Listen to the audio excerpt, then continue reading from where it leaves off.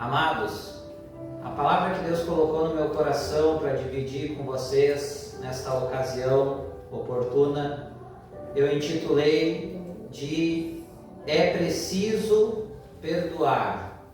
É preciso perdoar. Um tema muito importante da fé cristã, do cristianismo, e eu quero trazer uma mensagem que se encontra lá no Evangelho de João, que escreveu João, no capítulo 8, a partir do versículo 2 até o versículo 11, que nós vamos lendo alguns trechos aqui e meditando na palavra do Senhor. Diz assim a palavra de Deus em João 8, do verso 2 até o verso 6. Ao amanhecer, ele apareceu novamente no templo, onde todo o povo se reuniu ao seu redor, e ele se assentou para ensiná-lo.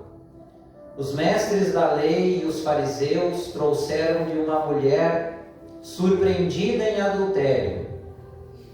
Fizeram-na ficar em pé diante de todos e disseram a Jesus: Mestre, esta mulher foi surpreendida em ato de adultério. Na lei, Moisés nos ordena apedrejar tais mulheres.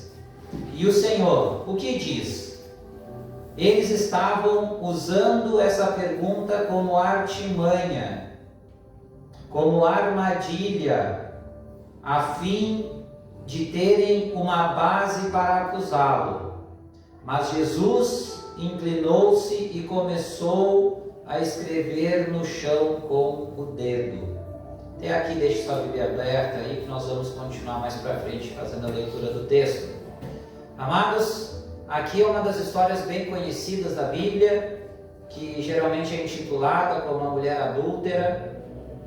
Nós sabemos que Jesus, ele, como lemos aqui, estava no templo em Jerusalém. Ele já estava no seu ministério público, já estava pregando, anunciando as boas novas. E nesta ocasião ele vai para o templo em Jerusalém para ensinar o povo, como nós lemos aqui. E isso causava irritação já, principalmente dos grandes líderes religiosos judeus da época, que ali são nominados como os chefes dos sacerdotes e os fariseus, que eram os líderes maiores do judaísmo ali naquela época. Eles já estavam procurando acusar Jesus, arrumar alguma coisa, uma armadilha para poder incriminar Jesus e poder ou desmascarar Jesus, transformar ele como um falso profeta, ou uma coisa que eles já estavam tramando era tentar matar Jesus. Então, nesta ocasião, Jesus está lá ensinando e chegam então esses chefes dos sacerdotes, os fariseus. Eles trazem uma mulher que foi pega em flagrante adultério, estava adulterando, estava traindo seu marido, e eles vão citar a lei mosaica para Jesus, a lei mosaica, que era a lei dos judeus, o Antigo Testamento lá, e orientava a matar as mulheres adúlteras, né? A pena era a pena de morte, e aquilo era uma pergunta que era uma armadilha para Jesus. Eles trazem essa mulher adúltera então e apresentam, ali Jesus está ensinando, e eles pensam: agora nós vamos pegar Jesus, agora ele vai se atrapalhar. Por quê? Por que era uma armadilha? Pelo seguinte: se Jesus, eles vão perguntar então, né, o que é para fazer com aquela mulher? Foi pega em adultério, a lei de Moisés, a Bíblia, a palavra, diz que ela deveria ser morta, apedrejada.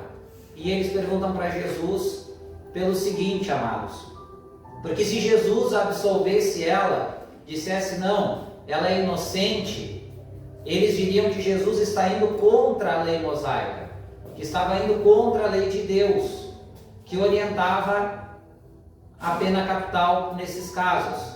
Por outro lado,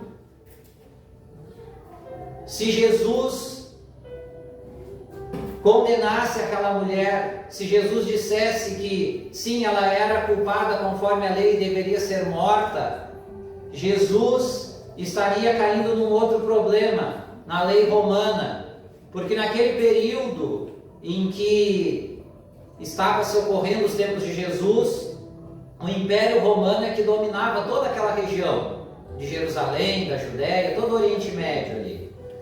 E a lei romana tirou o poder,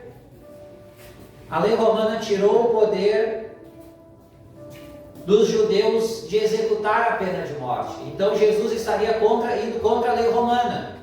Era uma situação difícil. Então, se Jesus dissesse, não, ela merece ser morta, ele não poderia proferir essa lei. Só o tribunal romano, só um governador romano que tinha poder de determinar a morte.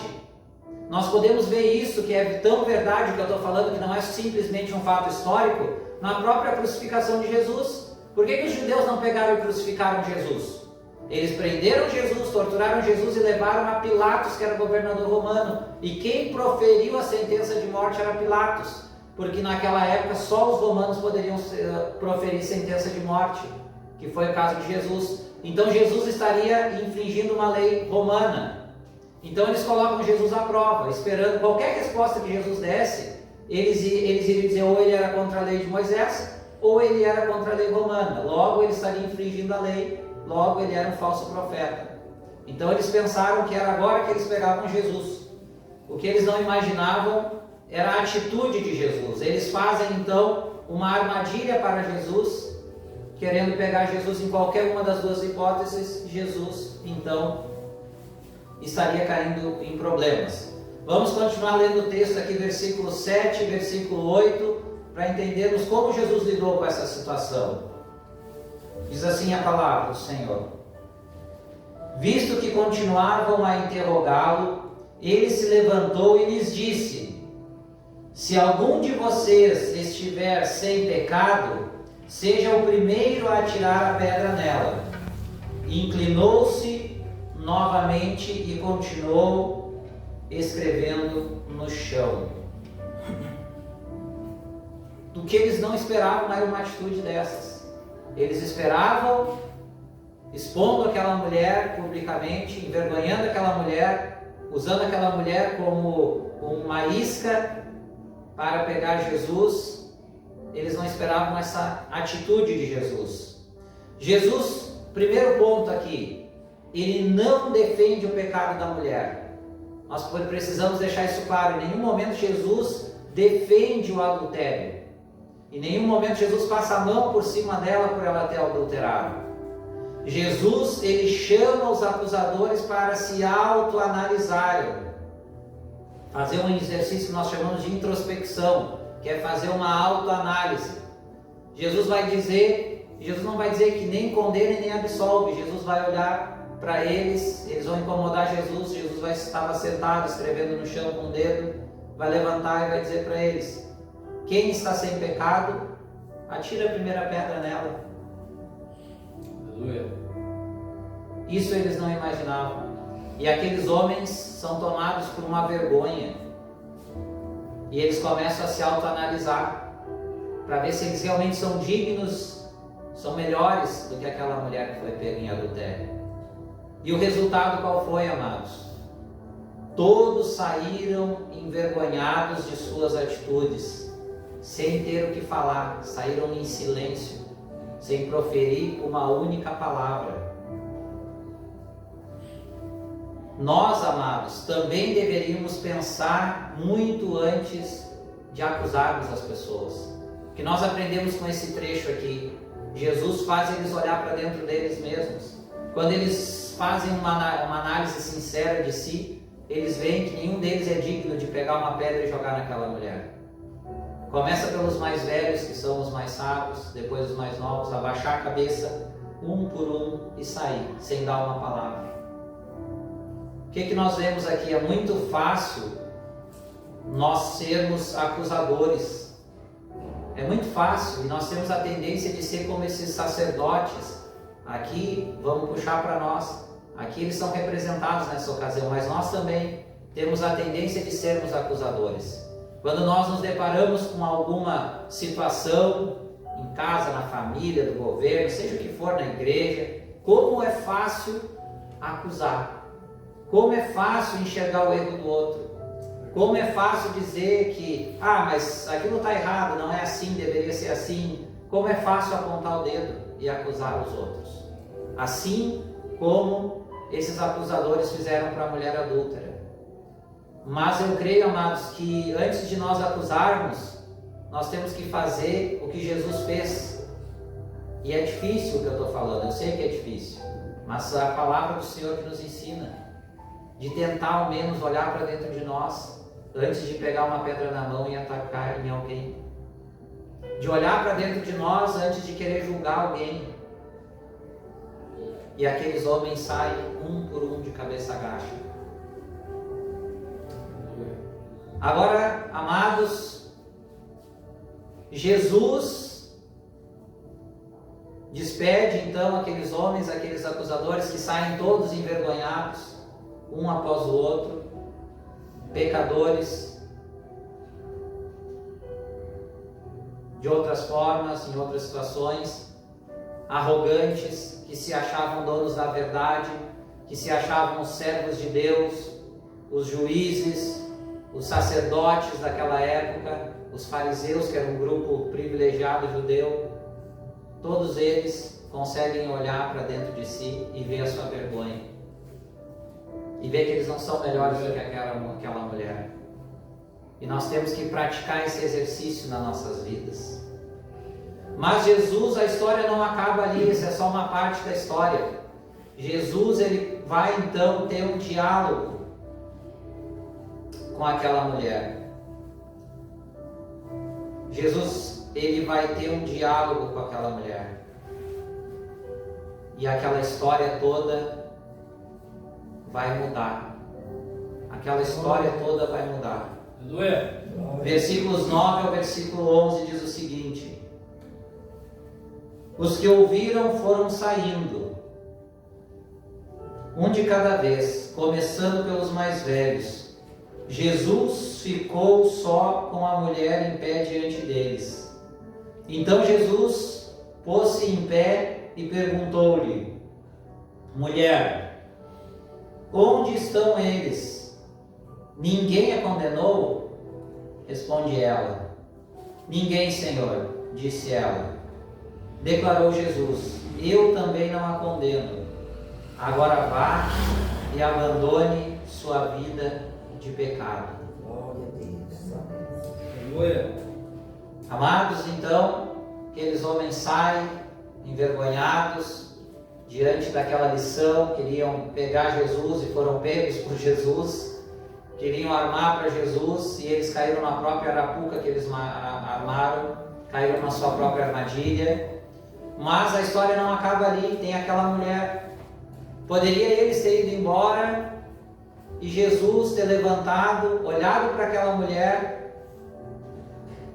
e ir embora também, porque ela era uma adúltera. Ela havia traído seu marido, pega em flagrante. Ele poderia ter livrado ela da morte e se livrado apenas de uma acusação dos judeus em uma das duas respostas que ele desse, se sim ou se não, para condenação ou para absolvição, iria ser um problema para ele. Jesus, resolvendo essa questão, se livrando da armadilha, Jesus poderia ter levantado e ido embora. Mas Jesus vai olhar para aquela mulher. Jesus vai ter um diálogo para aquela mulher. Aquela mulher que foi envergonhada, imaginem, irmãos, a situação. E aqui mais uma vez eu quero falar, Jesus não passou a mão por cima do pecado. E não é essa a questão. Mas aquela mulher cedeu à fraqueza da carne, à tentação sexual, e é pega em flagrante traindo seu marido. Imagina o abalo daquela mulher. É arrastada, é trazida pelos sacerdotes à força, é usada como isca, aonde passavam gritavam adúltera, adúltera. Imagina a vergonha daquela mulher no templo, trazida para dentro do templo de Deus, sendo exposta para todos verem a vergonha, prestes a ser apedrejada, o escárnio que estavam fazendo com aquela mulher. Imaginem como é que estava a estrutura daquela mulher, o abalo daquela mulher, o peso da consciência do erro. Eu fico imaginando como estava aquela mulher, e nenhum daquelas pessoas pensou na pessoa, na mulher, na pessoa. Só pensaram na acusação, em querer usar ela como isca contra Jesus. Mas Jesus, depois de ver um por um sair com a sua vergonha, Jesus, ele vai ter um diálogo com aquela mulher. Aleluia. E vai perguntar: cadê teus acusadores? Aonde estão? Não ficou nenhum deles, Senhor. E olha que coisa linda, Jesus olha para aquela mulher e diz: eu também não a condeno. Eu também não a condeno. Jesus olhou com amor para aquela mulher. Jesus, ele olhou para aquela mulher com amor. Jesus perdoou o pecado daquela mulher. Aquela que estava prestes a ser apedrejada, aquela que foi rejeitada, aquela que os homens olharam para o seu erro e que não lhe deram uma segunda chance. Jesus olha com amor para aquela mulher. Aleluia. Jesus olha com amor para aquela mulher. Eu também não a lhe condeno. Glória a Deus. É preciso perdoar, é o título dessa mensagem, amados. É preciso perdoar. Quantas vezes na nossa vida pessoas nos magoam, pessoas nos fazem mal, e dentro de nós Satanás lança o que a Bíblia chama de dardo inflamado, uma seta maligna. E através da mágoa, através do rancor, através do ódio, Satanás trabalha contra nós, age na nossa vida, nos perturba. Quantas vezes nós temos raiva de alguém, quantas vezes nós desejamos o mal de alguém, quando nós deveríamos seguir o exemplo de Jesus quando olha para aquela mulher com amor, com misericórdia, com graça, com perdão. Quantas pessoas que sofrem por não liberar um perdão que está preso dentro de si, que está ali oculto, que está trabalhando. Aleluia.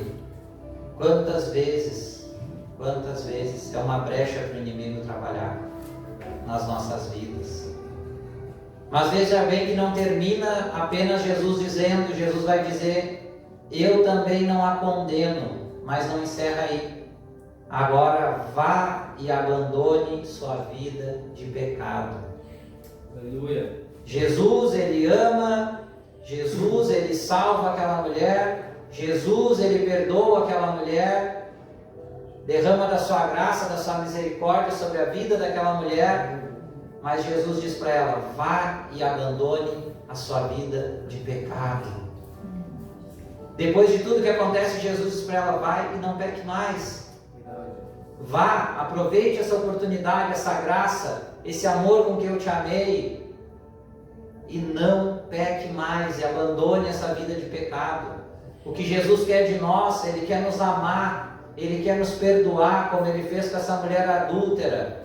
Aleluia. Todos nós somos pecadores, todos nós, antes de conhecer a Cristo, estávamos numa condição como daquela mulher, em outros pecados talvez, mas escravos do pecado, escravos do inimigo. E Jesus, através da sua palavra, através da ação do Espírito Santo, da sua graça, do seu sacrifício sagrado na cruz, do seu sangue derramado, a sua graça nos alcançou, a sua mão nos alcançou. Aleluia. Ele estendeu as mãos e nós dizemos sim. Aleluia. Ele morreu na cruz, o sangue verteu na cruz e estendeu sobre nós as suas mãos, e nós pegamos na mão dele. Mas a aliança com Cristo não é apenas um ato de confissão de fé.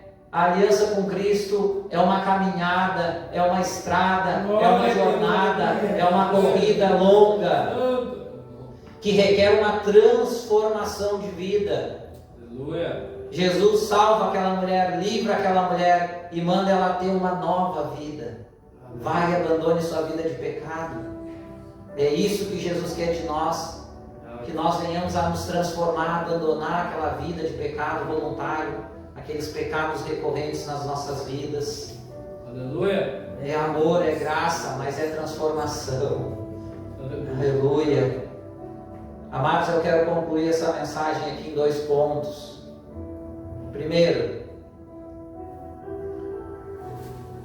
nós temos a tendência de achar que sempre estamos com a razão, de termos o julgamento correto. Somos acusadores e juízes, mas Jesus nos chama a olharmos para dentro de nós antes de apontarmos os erros dos outros. Como é fácil vestir uma capa preta simbolicamente, pegar um martelo na mão e bater e dizer: eu condeno, eu absolvo, está errado. E nós temos a tendência de ser acusadores e juízes, de acusar, de apontar e de fazer os nossos próprios julgamentos morais e éticos. Isso é do ser humano, infelizmente, isso é da nossa natureza pecaminosa, da herança lá do pecado que entrou em Adão e Eva. É fácil estender a mão e apontar o dedo. É fácil, irmão Jefferson, estender a mão e apontar o dedo e dizer: o Jefferson errou, o Jefferson está errado, o Jefferson está fazendo errado. O difícil é abrir a mão e estender: ei, irmão, Deus poderoso, Deus está... Aleluia. É mais fácil apontar o dedo do que estender a mão e dizer: ei, eu estou aqui, eu sou um enviado de Cristo. Tu até pode estar errado, tu até pode ter feito alguma coisa errada, mas Cristo estendeu a mão para aquela mulher adúltera, e eu estou aqui, meu irmão, para estender a mão para ti também, para te trazer o amor de Deus, para te trazer a graça de Deus. É fácil apontar e acusar, difícil orar para que aquilo se resolva. É fácil apontar e acusar, achar os defeitos, os erros da igreja, dos pastores, dos pregadores, de todo mundo. Difícil é orar e tentar fazer diferente, tentar fazer o que é correto. Temos essa tendência, amados, sendo que o Senhor nos chama para ser embaixadores de Cristo. O Senhor nos chama para ser sal da terra e luz do mundo. O Senhor nos chama para ser como uma cidade que é construída no alto, que ninguém pode esconder. Aleluia! É momento de nós olharmos para dentro de nós mesmos e refletir as nossas ações, amados. Aleluia! E deixarmos de sermos tão apontadores, tão acusadores e tão julgadores. Segundo ponto, Jesus nos ensina com essa atitude que devemos perdoar e dar uma nova chance e ensinar o caminho correto a ser seguido. Não adianta só perdoar, não adianta só liberar perdão. A gente tem que, se nós errarmos, se nós pecarmos, se nós cairmos, conversão, amados, é mudança de direção. O pecado na vida do crente, ele não pode ser regra, ele tem que ser exceção. E quando nós pecar e nós vamos pecar, nós temos que nos arrepender e mudar. Lá na frente, quando nós errar, nós pecar, a exceção, não a regra, nós temos que nos arrepender e lutar para mudar. Isso é a caminhada cristã. Isso é a caminhada cristã. E algo muito importante, amados, além da mudança de vida, da vida em santidade, é liberar perdão. Eu conheço histórias e vejo, infelizmente, até testemunhos ou pessoas que ainda não conseguiram chegar a esse ponto de, não só cristãos, a gente sabe, mas quando não é cristão a gente até entende, não tem o conhecimento da palavra, não tem a ação do Espírito Santo, mas muitos cristãos que se converteram, enfim, trabalham na obra, né? Estão há muito tempo, mas dentro de si ainda guardam ódio por alguém, guarda uma mágoa que machuca por alguém, ainda deseja o mal de alguém porque foi ferido, porque foi traído, porque foi maltratado. Eu gosto muito de uma frase que o nosso pastor, o pastor Paulo, usa. Quando você odeia alguém, quando você deseja o mal de alguém, é como se você tomasse veneno querendo que a pessoa morra. Você está se envenenando. Quantas pessoas precisam liberar um perdão para alguém, às vezes até para alguém que já partiu daqui, que já morreu, mas aquela mágoa, aquela seta ainda está ali. E isso aí é algo que trava a vida das pessoas, é não perdoar.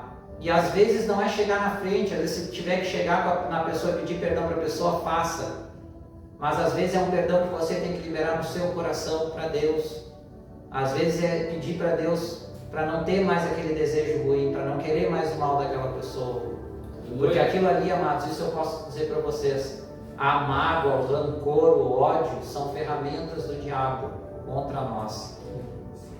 São setas lançadas do diabo contra nós. E o conselho que eu tenho que dar para vocês antes de encerrar é: liberte-se. Se eu não sei, tomara que todo mundo aqui seja como eu, graças a Deus, tenho meus erros, meus falhos, meus pecados, mas eu já perdoei quem eu tinha que perdoar. Mas não foi fácil, e não foi da noite para o dia. Mas eu já perdoei, já pedi perdão, já perdoei pessoas pessoalmente, já pedi perdão pessoalmente e já liberei perdão para quem não está mais aqui para Deus. Mas foi um processo difícil, só que foi como se tirasse uma carreta das minhas costas. Foi como se desatasse nós que estavam amarrando a minha vida. E às vezes a gente leva um tempo até isso acontecer. E o conselho que eu dou para você, se você tem alguma coisa ainda, eu posso te dizer que é muito bom a vida depois que a gente se liberta e não tem ódio, mágoa, rancor contra ninguém nessa vida. Por mais que a gente pense diferente, não goste de alguém, né, da forma, da ideologia, do pensamento, não odiar, não ter rancor, não ter maldade no coração. Porque é um veneno que você está tomando querendo que a pessoa morra. Então, libere perdão. Não guarde uma mágoa, um rancor por alguém. Se você tem a oportunidade, se reconcilie com essa pessoa. Se não tem a oportunidade, libere perdão diante de Deus para essa pessoa. Peça para Deus tirar essa mágoa, essa seta de quantas histórias, né? De abusos, de familiares, de traições de marido e mulher, que o tempo passa, mas aquela setinha fica lá dentro lá. E a gente precisa liberar isso. A gente precisa curar isso, tratar isso em Deus, para poder a nossa vida deslanchar e desatar esses nós. Querido e amado Deus, diante da Tua palavra, Senhor, dessa mensagem que o Senhor colocou no meu coração para dividir com a Tua igreja hoje, Pai, eu quero orar, Senhor, quero convidar os irmãos a colocar e as irmãs a colocar diante de Deus agora todas as questões, pedir para Deus para ser menos acusador, pedir para Deus para ajudar a tirar se tem ainda alguma mágoa, algum rancor diante de alguém. E também, amados, se você tem algum pedido de oração, não sei se é um problema de saúde, financeiro, familiar, conjugal, seja o que for, coloca na presença de Deus que nós já vamos estar orando agora antes de encerrar esse culto. Querido e amado Deus, te damos graça pela essa reunião, Senhor, estamos em pouco, Senhor, mas o Senhor está conosco, o Senhor está no nosso meio, ó Deus. Te damos graça, Senhor, por poder ter chegado aqui, ter entoado louvores ao Teu nome, ter servido a Tua obra, Senhor, ter orado a Ti, Deus, ter estado com os irmãos nessa noite. Que a Tua palavra que foi ministrada nessa noite, Senhor, venha fazer efeito no coração e na mente de cada um de nós, que nós possamos aprender a estender a mão ao invés de apontar o dedo, Senhor, a amar mais, Deus, a perdoar mais, Senhor, a tratar o nosso coração. Aleluia, que essa Tua palavra não volte vazia, Senhor, que venha agir em nós, que venha ter transformação. Paizinho amado, eu te peço agora por cada pedido, eu não sei qual é a necessidade de cada irmã não sei mesmo, Deus, mas aqueles que estão colocando diante de Ti, Senhor, seja problema financeiro, saúde, seja familiar, seja profissional, seja o que for, Senhor, se for possível, Deus, que o Senhor venha com as Suas mãos poderosas, que o Senhor venha intervir na causa de cada um que coloca diante de Ti agora os seus anseios, as suas necessidades, Senhor, os seus clamores, Senhor, os seus temores, Pai, e que as Tuas mãos poderosas estejam sobre nós e que o Teu santo nome seja glorificado, Jesus. E amém.